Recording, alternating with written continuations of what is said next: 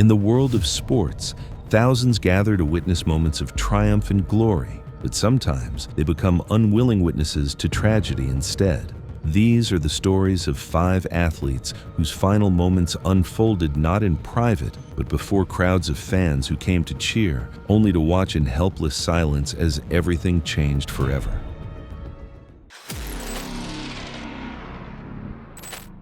On April 19, 2015, the Des Moines Marathon moved through downtown Des Moines, Iowa, under weather conditions initially considered favorable, as overcast skies and mild temperatures concealed heat risks that intensified as the race progressed. The 26.2-mile course wound through the city's downtown streets, with gradual elevation changes in the early miles, before flattening out toward the finish near the central riverfront plaza. Spectators gathered along barricaded sidewalks before sunrise, as volunteers prepared hydration stations and medical tents, and runners assembled in the crowded starting area.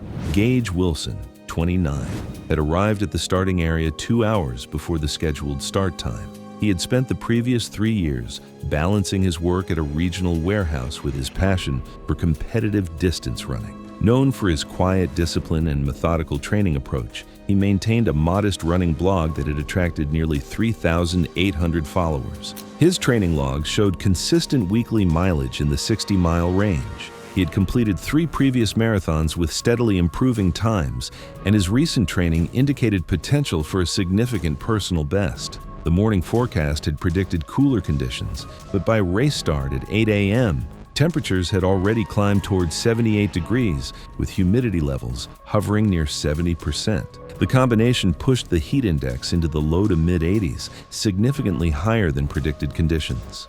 Gage had positioned himself in the second wave of runners, targeting a pace that would challenge his personal best time. Several friends had volunteered at aid stations near the finish line. By mile 18, course officials had begun noting an increase in medical calls across the field as temperatures climbed, though Gage continued through the checkpoint maintaining pace and declining assistance. However, by mile 22, subtle changes in his running form became apparent.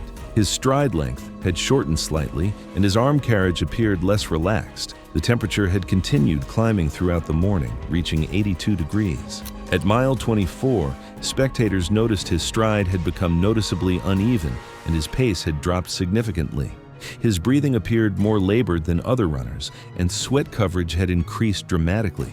At the hydration station positioned at mile 25, volunteers observed him approach the water tables but bypassed them entirely, briefly staggering as he continued forward without slowing.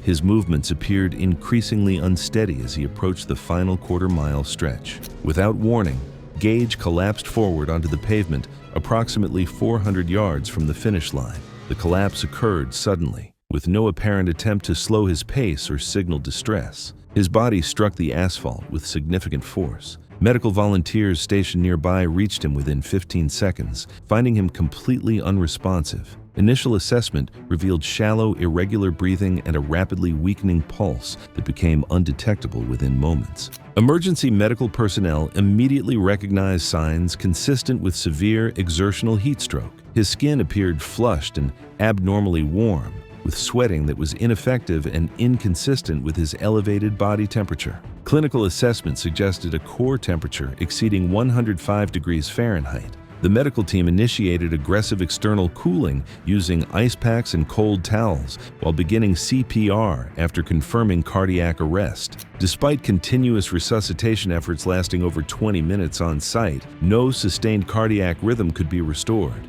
Emergency medical teams prepared him for transport as on-site resuscitation efforts were transitioned to transport protocols. He was pronounced dead at the hospital roughly 45 minutes after his initial collapse, despite continued advanced life support. The finish line area was immediately secured. Remaining runners were diverted to alternate routes, and race officials initiated post-incident safety and medical protocol reviews. The subsequent medical examination determined that exertional heat stroke had precipitated cardiac arrest compounded by an undiagnosed underlying cardiac abnormality. The coroner's report listed exertional heat stroke as the primary cause of death. Gage's collapse was not an isolated tragedy. A year later, another crowded venue would become the site of a sudden, unanticipated loss. It was February 7, 2016, when a women's basketball game at Pima Community College's West Campus Gymnasium in Tucson, Arizona, turned tragic during routine play, permanently altering the school's athletic program. Brin Davis, 22, had been balancing her studies in early childhood education with her role as starting guard for the women's basketball team. Known for her competitive spirit and boundless energy, she had earned respect from teammates and coaches alike through her dedication both on the court and in her part-time tutoring work with local elementary students. The evening game drew several hundred fans to the small gymnasium, creating an atmosphere of excitement typical for the team's home contests. Brin had recently been cleared to return to full participation after recovering from a minor ankle sprain that had sidelined her for 2 weeks. The coaching staff had implemented an aggressive rebounding strategy for the game, emphasizing physical play in the paint and contested possessions. Brin's athleticism and 5'7" frame made her an effective contributor to this approach, despite playing primarily as a perimeter player. During the second half, the pace of play intensified as both teams fought for positioning near the basket. The score remained close, and physical contact increased as players pursued loose balls and contested rebounds with greater intensity. A missed shot created a scramble for the rebound, approximately 12 feet from the baseline. Brin positioned herself among several players and jumped vertically to contest the ball, reaching above surrounding players as she extended for the rebound. As she extended upward, an opposing player made incidental contact with her lower body, disrupting her center of gravity. The contact caused her lower body to rotate unexpectedly while she was airborne, throwing off her balance and altering her landing trajectory. She fell backward toward the baseline, unable to control her descent or protect herself from impact. The back of her head struck the hardwood floor with significant force, producing a sharp impact against the hardwood that was clearly audible to players and spectators nearby.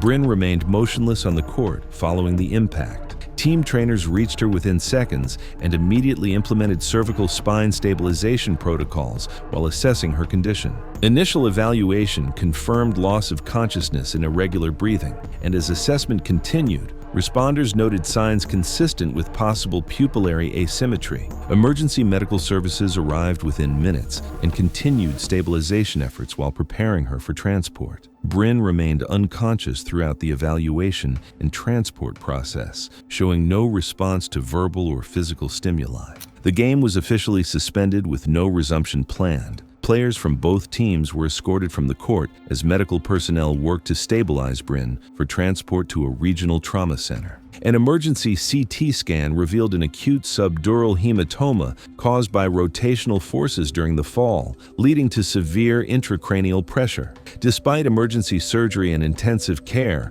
Brin died later that night from irreversible brain injury complications. The official investigation determined that the incident resulted from an accidental collision during normal basketball play. No fault was assigned to any individual player, and the contact was ruled incidental within the context of competitive athletics. Conference administrators reviewed existing concussion and head injury protocols following the incident, reinforcing baseline testing and emergency response procedures for member institutions. Additional training was mandated for athletic trainers regarding recognition and management of traumatic brain injuries. The gymnasium where the accident occurred was later renovated to include improved baseline padding and updated emergency response equipment. These modifications were later recommended for conference facilities hosting basketball competitions. And Brin Davis wasn't the only one whose game ended before anyone realized what was happening, as another crowd would soon watch a routine play turn irreversible.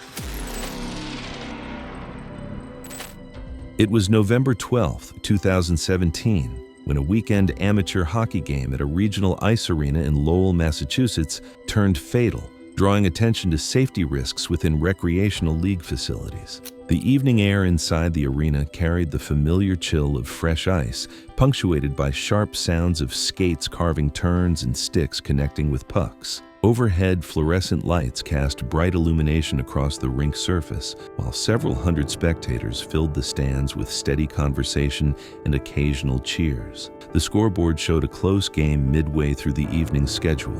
Reese Taylor, 31, spent his weekdays working as an equipment technician at a local manufacturing plant, while dedicating weekends to playing defense in an adult recreational hockey league. Known for his calm demeanor and methodical approach, he frequently mentored younger players and had earned a reputation as a reliable teammate who prioritized safety over aggressive play. The evening game drew co-workers and family members who regularly attended his matches, creating the familiar atmosphere of community support that defined recreational league hockey. The arena had recently completed board reinforcement work earlier that season, installing reinforcements intended to extend board lifespan and reduce maintenance issues, which management believed complied with current recreational league standards. The ice surface remained in excellent condition despite the evening's multiple games, providing consistent footing for players throughout the facility's busy weekend schedule. Reese had been playing consistently throughout the first two periods, maintaining his typical defensive positioning and avoiding unnecessary physical confrontations. His playing style emphasized positioning and stick work rather than body checking, reflecting both his personality and recreational league expectations. Early in the third period, a loose puck developed near the boards approximately 15 feet from the goal line. Reese skated toward the puck to clear it from the defensive zone. Following standard defensive protocols he had executed countless times throughout his playing career. As he approached the puck, an opposing player made illegal contact from behind, forcefully striking Reese between his shoulder blades and propelling him forward toward the boards. The force sent him into the upper edge of the boards at an angle that disrupted the helmet's protective alignment at the moment of impact.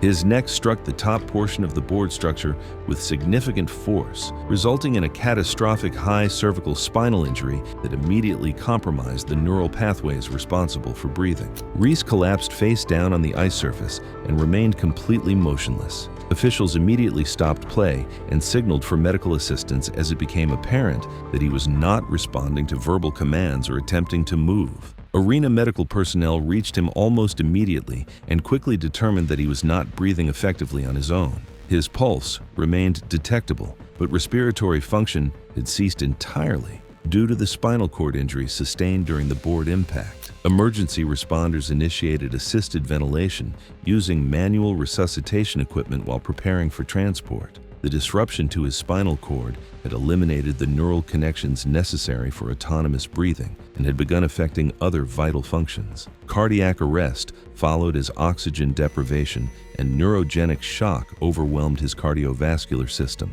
Advanced life support measures were continued throughout the emergency response, but the severity of the spinal injury made recovery impossible. Reese was pronounced dead after extended resuscitation efforts once it became clear the injuries were incompatible with survival. The league suspended play indefinitely pending a comprehensive safety investigation. Officials conducted detailed examinations of the board construction, height specifications, and padding systems to determine whether equipment failures had contributed to the injury severity. The investigation revealed that while the boards met minimum height requirements, the upper edge design created a dangerous impact zone for players struck at specific angles. The recent reinforcement work had actually increased rigidity without addressing potential head and neck injury risks. The medical examiner's report listed a high cervical spinal fracture as the cause of death, noting the injury was incompatible with sustained respiratory and neurological function. But what happened on the ice wasn't the last time spectators stood frozen, because the next tragedy unfolded in broad daylight during a single decisive attempt. We've got even more horrifying cases ahead, athletes whose final moments played out in front of packed crowds. So hit subscribe if you want to see how competition can turn fatal in real time. It was May 3rd, 2018, when a high school track meet at an outdoor municipal stadium in suburban northern Georgia ended in tragedy, highlighting the risks of pole vaulting under variable wind conditions. The afternoon sun cast long shadows across the stadium's synthetic track surface, while intermittent cloud cover created shifting patterns of light and shade over the competition areas. The air carried familiar sounds of a busy track meet, starting pistols echoing across the field, rhythmic thud of runners' spikes, and steady murmur of spectators filling aluminum bleachers. Wind gusts had been reaching 12 miles per hour throughout the day, shifting direction unpredictably and creating challenging conditions for field events. Jada Lewis, 18, had spent her senior year managing a demanding schedule that included academic coursework, intensive pole vault training, and weekend shifts at a local cafe. Known for her reserved personality and technical precision, she approached athletics with methodical focus that had earned respect from coaches and teammates. Her training regimen included daily technique sessions and strength conditioning,